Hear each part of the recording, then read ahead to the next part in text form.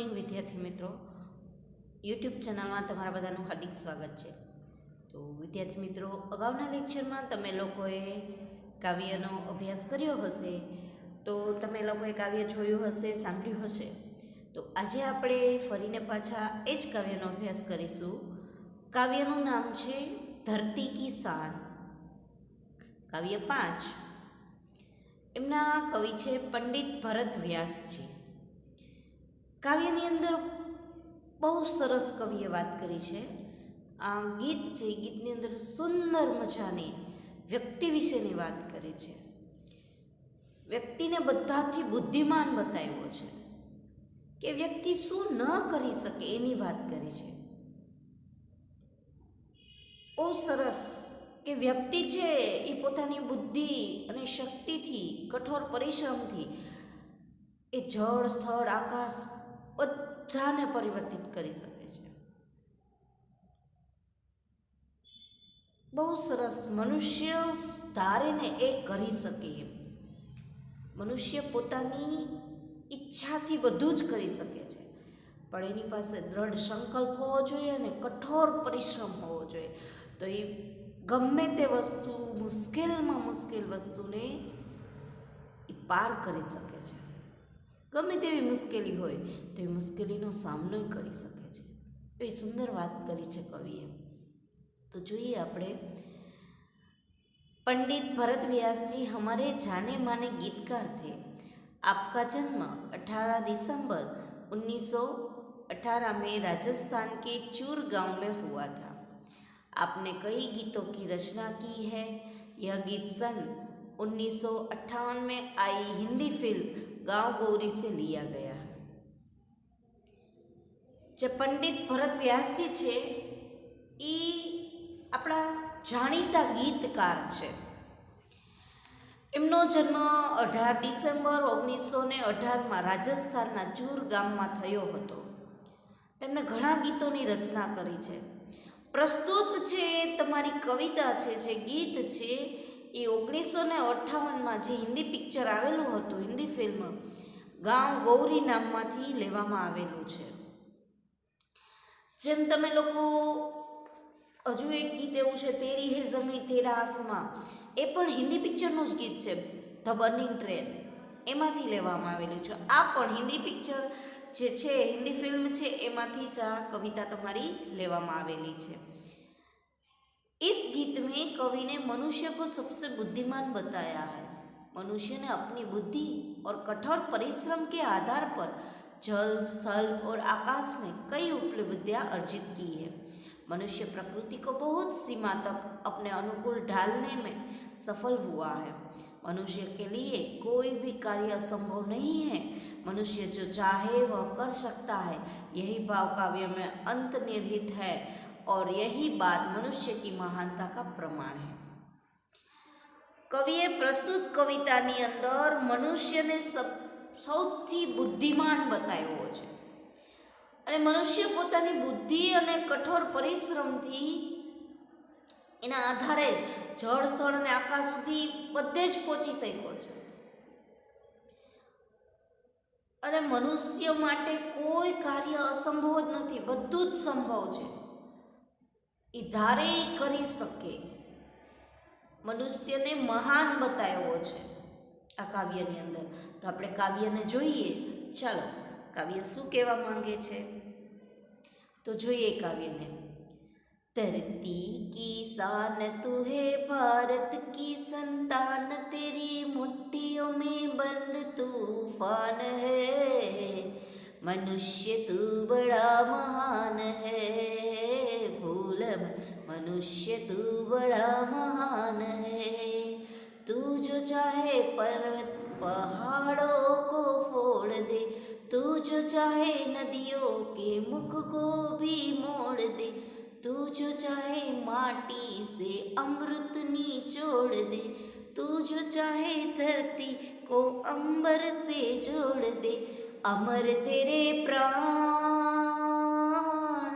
अमर तेरे प्राण मिला तुझको वरदान, तेरी आत्मा में स्वयं भगवान रे. मनुष्य तू बड़ा महान है, भूल मत मनुष्य तू बड़ा महान है। नयनों में ज्वाल तेरी गति में भूचाल है, तेरी छाती में छिपा महाकाल है। पृथ्वी के लाल तेरा हिमगिरी सा बाल है, तेरी भ्रुकुटी में तांडव का ताल है। निज को तू जान जरा शक्ति पहचान, तेरी वाणी में युग का आह्वान रे। मनुष्य तू बड़ा महान है, भूल मत मनुष्य तू बड़ा महान है। धरती सा धीर तू है, अग्नि सा वीर तू, जो चाहे काल को भी थाम ले। पापों का प्रलय रुके, पशुता का शीस झुके, तू जो अगर हिम्मत से काम ले। गुरु मतिमान पवन सा तू गतिमान, तेरी नाभि से ऊंची उड़ान रे। भविष्य तू बड़ा महान है, भूल मत मनुष्य तू बड़ा महान है। धरती की शान तू है, भारत की संतान, तेरी मोटी बंद तूफान रे। मनुष्य तू बड़ा महान है, मनुष्य तू बड़ा महान है। तो कवितानी अंदर खूब सुंदर बात करी छे। धरती की शान तू भारत की संतान, तेरी मुट्ठियों में बंद तूफान रे। मनुष्य तू बड़ा महान। શું કીધું છે? શાન એટલે ગૌરવ, તું ધરતીનું ગૌરવ છો। हे भारत के पुत्र, तुम इस धरती का गौरव हो। तेरी मुट्ठियों में तूफान बंद है, तुम तूफानों को भी अपने वश में करने की ताकत रखते हो। मनुष्य तुम बड़े महान हो, तुम बहुत बड़े महान हो। हे भारतना पुत्र, तू आ धरतीનું ગૌરવ છો। તારી મુઠ્ઠીઓમાં તોફાન બંધ છે, તારા તોફાનને પણ વશમાં કરવાની તાકાત છે। हे मनुष्य, तू खूब महान છે। तू जो चाहे पर्वत पहाड़ों को फोड़ दे, तू जो चाहे नदियों के मुख को भी मोड़ दे, तू जो चाहे माटी से अमृत निचोड़ दे, तू जो चाहे धरती को अंबर से जोड़ दे। अमर तेरे प्राण, मिला तुझको वरदान, तेरी आत्मा में स्वयं भगवान है। શું કીધું? બહુ સુંદર વાત કરી છે કે તું જો ઈચ્છે, હે મનુષ્ય, તું જો ધારે તો તું પર્વતને તોડી શકે છે। તું ઈચ્છે તો નદીનો જે પ્રવાહ છે, એની વહેણ છે, એની દિશાને તું બદલી શકે છે।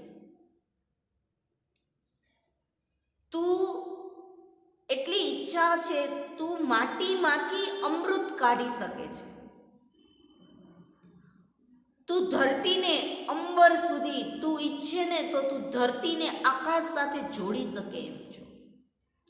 તું પોતાના અનોખા કાર્યથી મરીને પણ અમર થઈ શકે એવો છો।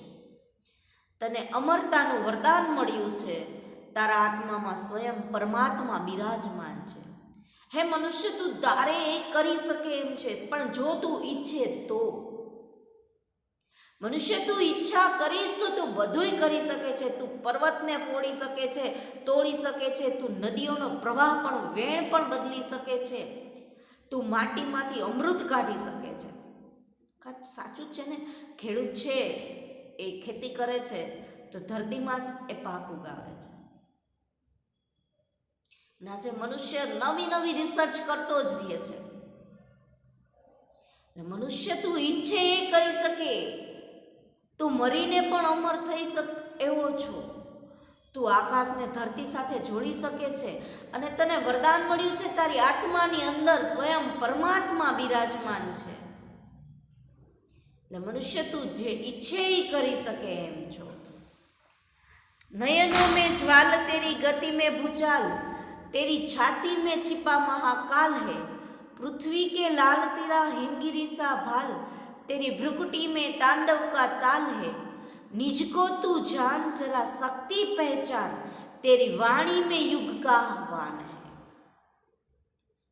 नयनों में ज्वाल, એ મનુષ્ય તું ક્રોધે ભરાય ત્યારે તારી આંખોમાં આગ વરસાવી શકે છે. તારી છાતીની અંદર, તારી ચાલમાં એ શક્તિ છે જે ભૂકંપમાં હોય છે, એવી શક્તિ છે તારી. તેરી ગતિ મેં ભૂચાલ, તારી ચાલમાં એટલી શક્તિ છે કે જેવી ભૂકંપમાં હોય એવી. તારી છાતીમાં મહાકાળ રૂપી શિવ બેઠા છે. તેરી છાતી મેં छिपा મહાકાલ, મહાકાલ એટલે શિવ. તારી છાતીમાં જ સાક્ષાત શિવ બેઠા છે, મહાકાળ રૂપી શિવ બેઠા છે. હે પૃથ્વીના પુત્ર, તારી પાસે હિમાલય જેવું ઉન્નત મગજ છે. તું જો ક્રોધથી ભરાય, તારી ભ્રુકુટીની તીર્છા કરે છે, તો તેની એ જ અસર થશે જે શિવ તાંડવના તાલમાં હોય છે. હે મનુષ્ય, તું તારી શક્તિને ઓળખ. તારી વાણીમાં યુગનો લલકાર છે. તેરી વાણી મેં યુગ કા આહવાન, એટલે તારી વાણીમાં યુગનો લલકાર છે. તારો અવાજ સમગ્ર યુગનો અવાજ છે. હે મનુષ્ય, તું ઈચ્છે એ કરી શકે છે. તારો ક્રોધ છે એ તારી આંખમાં વરસે છે. તારી ચાલ છે એ ભૂકંપ જેવી તેજ છે. તારી છાતીની અંદર મહાકાળ રૂપી શિવજી બિરાજમાન છે. હે મનુષ્ય, તારી પાસે તો પૃથ્વીના પુત્ર, તારી પાસે હિમાલય જેવું ઉન્નત મગજ છે. તારી જે ભ્રુકુટી છે, ક્રોધથી તારી ભ્રુકુટીની જે તીરછી થાય છે, તેની જ અસર કેવી છે તો કે જેવી શિવ તાંડવમાં તાલમાં થાય છે એવી જ તારી પાસે એવી શક્તિઓ છે. તારા અવાજમાં યુગનો લલકાર છે. તારી વાણીમાં યુગનો લલકાર છે. તારો સમગ્ર અવાજ છે. એ મનુષ્ય, તું ધારે એ કરી શકે છે. धरती सा धीर तू है अग्नि सा वीर, तू जो चाहे तो काल को भी थाम ले. पापों का प्रलय रुके, पशुता का शीश झुके, तू जो अगर हिम्मत से काम ले. गुरु सा मतिमान, पवन सा तू गतिमान, तेरी नाभि से भी ऊंची उड़ान है रे. બહુ સુંદર વાત કરી છે કવિ. હે મનુષ્ય, તારામાં ધરતી જેવી ધીરજ છે. અને ખરેખર ધરતી માતા પર બહુ ધીરજ છે, સહન શક્તિવાળી છે, કે મનુષ્ય ગમે તેટલું એના ઉપર અત્યાચાર કરે છે તો એ ક્યારેય એ કશું બોલતી નથી. એવી તારામાં ધીરજ છે. તારા અગ્નિ જેવી, તારામાં અગ્નિ જેવી શક્તિ છે. તું ઈચ્છે તો કાળને પણ રોકી શકે છે. તું જો ચાહે તો કાલ કો ભી થામ લે, એટલે કે તું ઈચ્છે ને તો કાળને પણ રોકી શકે છે. તું જો હિંમતથી કામ લે ને તો પાપોનો વિનાશ લીલા પણ અટકી શકે છે અને મનુષ્યને હેવાન બનાવતો રોકી શકે છે. તારા મહાન દેવગુરુ જેવી બુદ્ધિમતા છે અને તું પવનની જેમ ગતિશીલ છે. તું આકાશથી પણ ઊંચે પહોંચવાની શક્તિ ધરાવે છે. હે મનુષ્ય, તું ધારે તે કરી શકે છે. તારામાં શક્તિ છે, હિંમત છે, ધીરજ છે. તું ધાર એ કરી શકે એમ છો. હે મનુષ્ય, તું ઈચ્છાથી, તારી બુદ્ધિ ચાતુર્યથી તું આગળ વધી શકે એમ છો. તારામાં હિંમત છે. તું પૃથ્વી ઉપર થતા પાપોને તું વિનાશ જે છે, પાપોથી થતો વિનાશ એને રોકી શકે એમ છો. માણસની અંદર જે હેવાનિયત છે એ હેવાનિયતને તું નાશ કરી એમ શકે છે, નાશ કરી શકે એમ છો. તારી પાસે એટલી તાકાત છે તો તું એનો ઉપયોગ કર. હે મનુષ્ય, તારી અંદર જ બધું છુપાયેલું છે. તારી પાસે બધું જ છે. બહુ સરસ કવિએ વાત કરી છે કે માણસની અંદર જે શક્તિઓ છુપાયેલી છે એ શક્તિઓને ઓળખવાની વાત કરી છે કે માણસ, તું તારી બધી શક્તિઓને ઓળખ. માણસની અંદર બુદ્ધિની સાથે સાથે ગજબનું સાહસ પણ સમાયેલું જ છે. એટલે બુદ્ધિ અને સાહસથી એ આગળ વધવાની વાત કરે છે કે માણસની અંદર અલગ અલગ શક્તિઓ છુપાયેલી છે એવી કવિએ સુંદર સરસ મજાની વાત કરી છે. અને વિદ્યાર્થી મિત્રો, બધાની અંદર કંઈકનું કંઈક છુપાયેલું હોય જ છે, પણ માણસે એને ઉજાગર કરવાનું હોય છે, પોતાની શક્તિથી, બુદ્ધિ ચાતુર્યથી એને બહાર લાવવાનું હોય છે. એટલે અહીંયા કવિ આ વાત કરી છે કે માણસની અંદર અલગ અલગ શક્તિઓ છુપાયેલી છે. માણસ એ બુદ્ધિમાન જ છે, એની પાસે બુદ્ધિની સાથે સાથે ગજબ સાહસ પણ છે. એ પોતાના સાહસ અને હિંમતથી આગળ વધી શકે તો જ એ બધું કરી શકે છે.